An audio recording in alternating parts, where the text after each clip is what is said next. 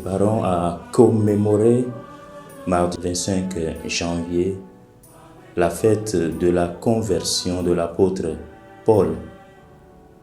Une fête qui revêtira pour nous une importance particulière en cette année où Monseigneur l'archevêque nous invite à être une église convertie, des chrétiens et chrétiennes convertis à l'évangile de Jésus-Christ.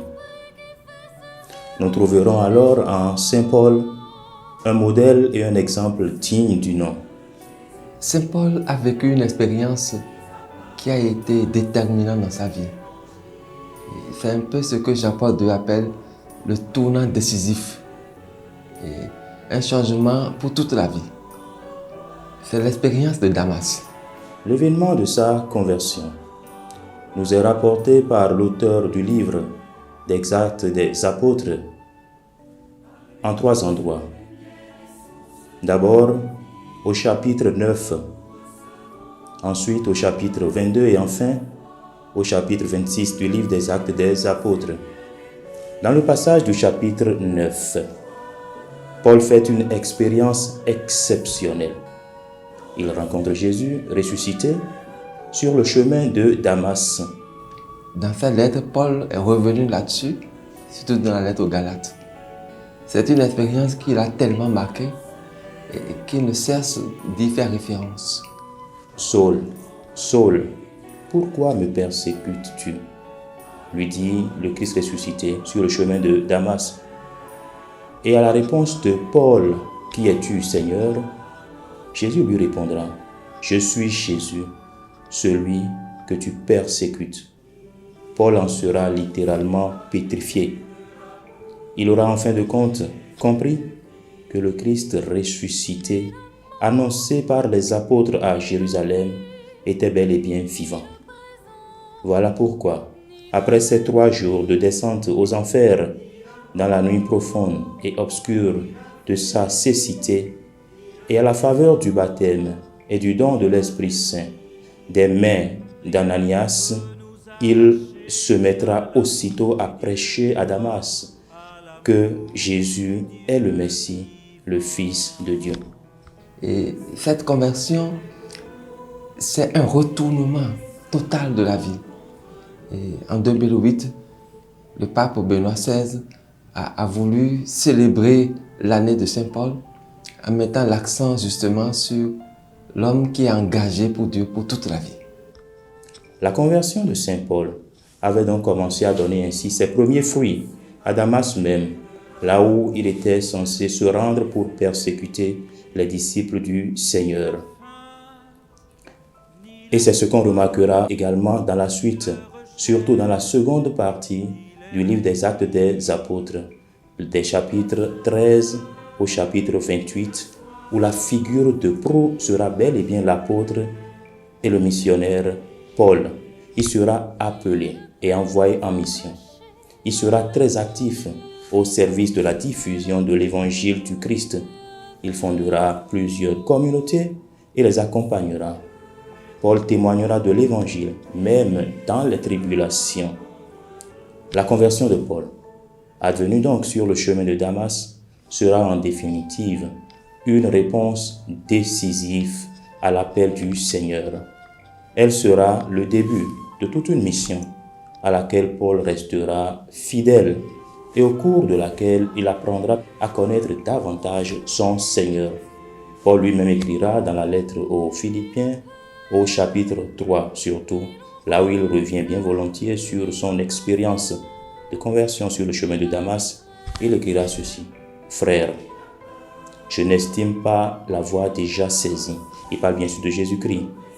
Mais oubliant le chemin parcouru et tout tendu en avant, je m'élance vers le but, en vue du prix attaché à l'appel d'en haut que Dieu nous adresse en Jésus-Christ.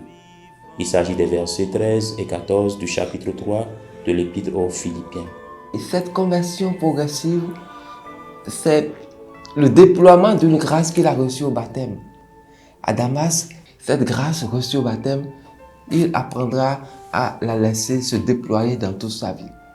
Et lui-même l'explique comme une plongée vraiment dans le mystère pascal, dans la mort du Christ et la résurrection. Et cette plongée, il va apprendre à en vivre toute sa vie durant. Mais que cet engagement pour toute la vie ne nous donne pas l'impression que Paul est converti une fois pour toutes à Damas. Ce qui s'est passé à Damas est un déclic pour toute la vie. Mais il lui a fallu encore cheminer. Il lui a fallu réapprendre à connaître de Dieu qui s'est révélé à Moïse et qui se révèle toujours comme celui qui est un futur dans le présent, celui que vous connaîtrez. Paul a appris à le connaître. Et quand on voit sa vie, l'expérience de Damas l'a foudroyé, totalement retourné, mais il y a des relents. Les relents de l'homme ancien qui ressurgissent bien des fois. Et on peut relever quelques traits du fanatisme, par exemple, chez Saint Paul.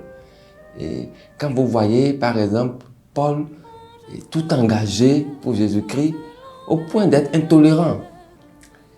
Avec Barnabé, qui a été l'homme quand même qui l'a amené en mission. Et Paul s'est brouillé parce que Jean-Marc, le neveu de Barnabé, n'a pas été persévérant. Donc, cette intolérance du fanatique ne l'a pas lâché. Mais Paul va se convertir là aussi. Quand on le revoit dans la lettre à Philémon, le Marc est revenu comme un ami. Et dans d'autres textes du corpus paulinien, surtout la deuxième à Timothée, il parle de Marc comme quelqu'un qui lui est très précieux pour la mission. Donc Paul s'est converti progressivement de ce fanatisme-là et devenant plus tolérant dans la vie.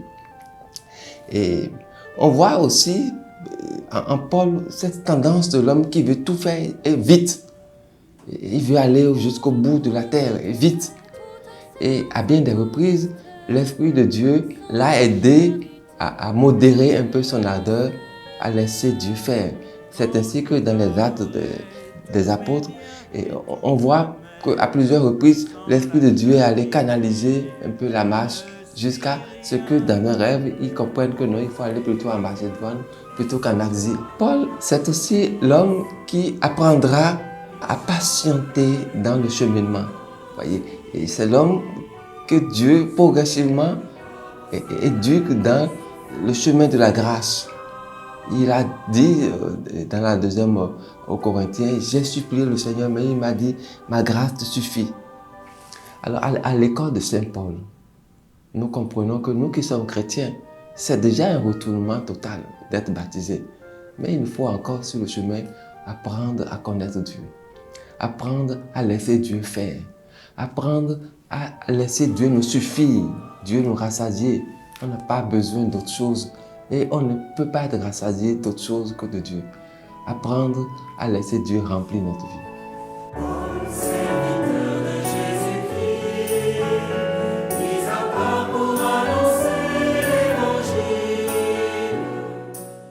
Puisse l'intercession de Paul, puisse son exemple nous soutenir et soutenir nos efforts de conversion de chaque jour. Paul intercède pour nous. Aide-nous à faire autant, comme toi, à être tout pour le Christ, l'homme engagé totalement pour le Christ, qui apprend à connaître le Christ, qui sait qu'il ne l'a pas saisi tout d'un coup, qui apprend à le saisir tout au long de sa vie. Amen.